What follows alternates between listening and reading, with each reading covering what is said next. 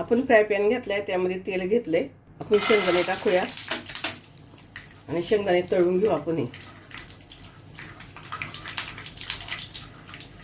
शेंगदाणे तळेत आपले मी काढून घेते. त्याच तेलात आपण थोडीशी मोहरीला छान तडतडून द्यायचं. त्यामध्ये जिरं, त्यामध्ये थोड्याशा हिरव्या मिरच्या, इथे मी एकच हिरवी मिरची टाकली आहे आणि परतून घेऊ आपण.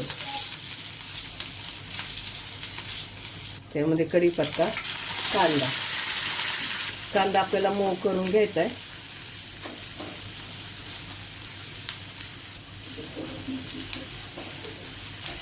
कांदा इथं मऊ झाले, त्यामध्ये आपण टाकू एक टमाटा आणि टमॅटो पण परतून घ्यायचे.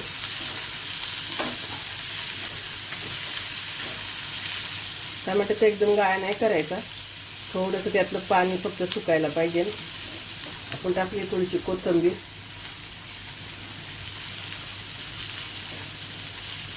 इथे 1 मिनिट आपलं चांगलं परतून झालंय.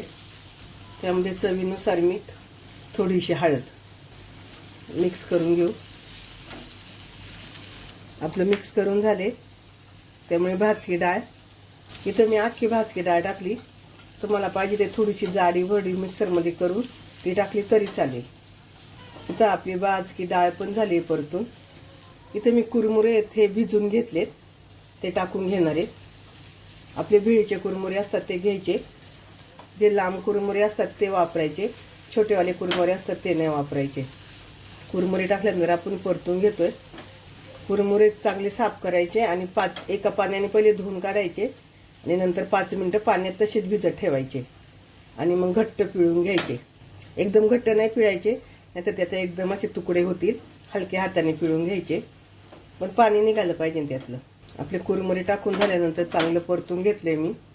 त्यामध्ये तळलेले शेंगदाणे मिक्स करून घेऊ सगळीकडून. आणि यावर अगदी फक्त 1 मिनिटासाठी झाकण ठेवून घेऊया.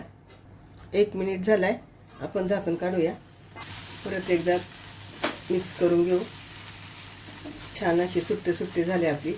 जर आपण असं गचका नाही झाला, त्यामध्ये लिंबू पिळू. भरपूर सारी कोथिंबीर मिक्स करून घेऊया आणि गॅस बंद करू. गॅस बंद केल्यावर सगळीकडून छान कोथिंबीर मिक्स करून घ्यायची. ज्यांना पोहे खाऊन ॲसिडिटी होते, पित्त होते, त्यांच्यासाठी हा छान पर्याय आहे. नक्की एकदा करा आणि कशी झाली मला कमेंट करून सांगा. इथं आपली सुशीला तयार.